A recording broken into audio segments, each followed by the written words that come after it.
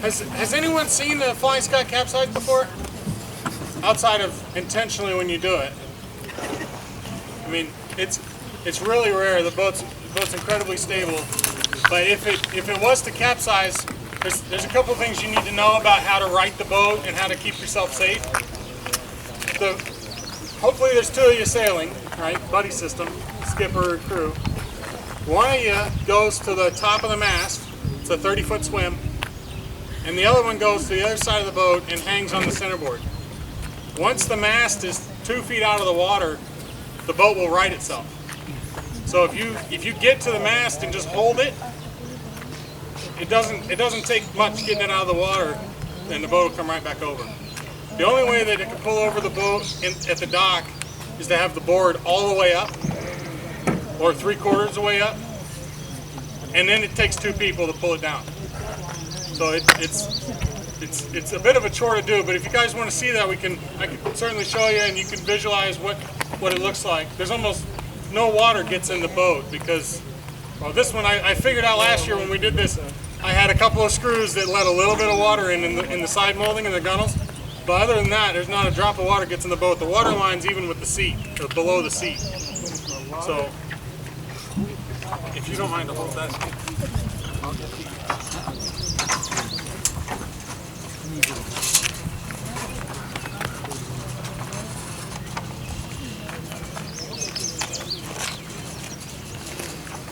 So that's a capsize recovery. I was gonna skip that because I wanted to make sure everybody had time on the spinnaker training, but I think it's important enough to see that we'll just do it.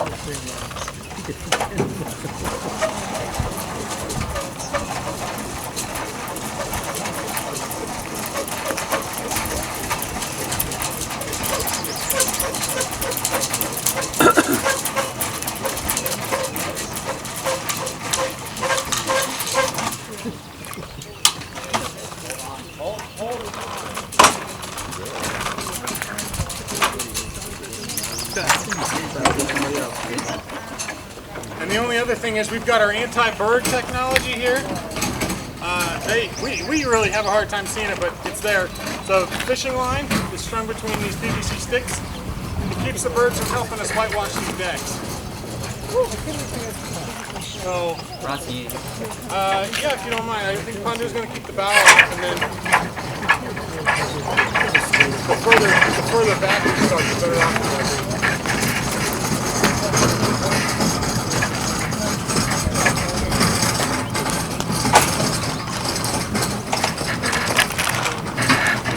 Should go away from you.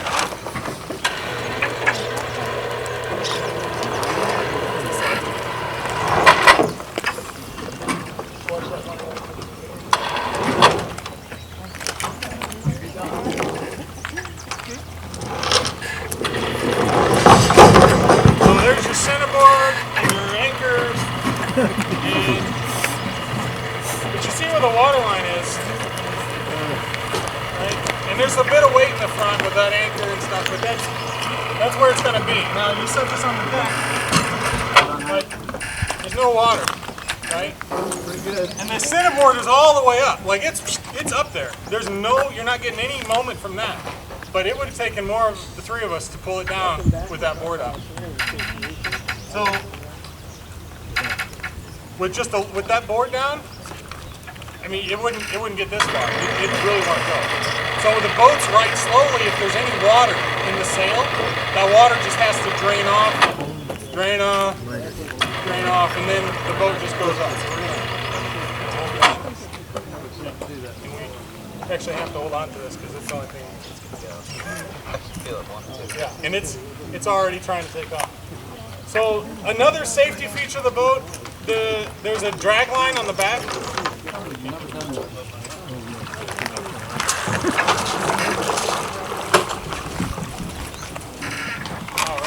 So we got that side cleaned up. You guys want to see it the other side?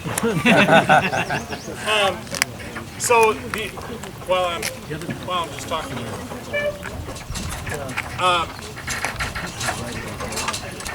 Another safety feature of the boat is there's a line on the back of the boat and it's meant to, if you fall off, go ahead and pull it down.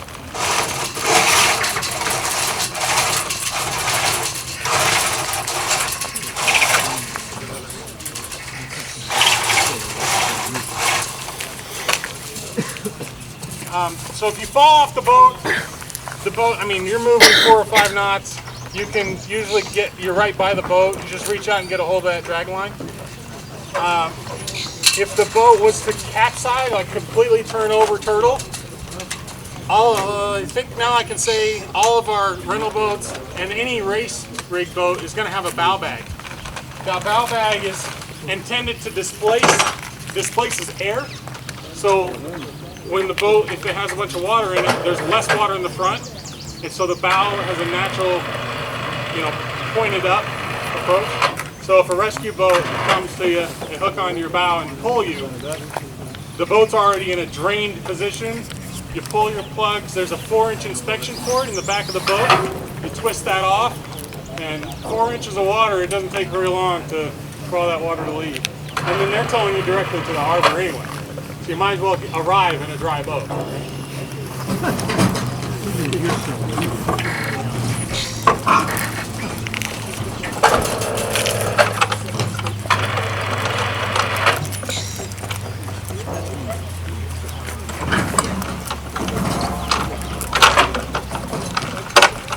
Okay, so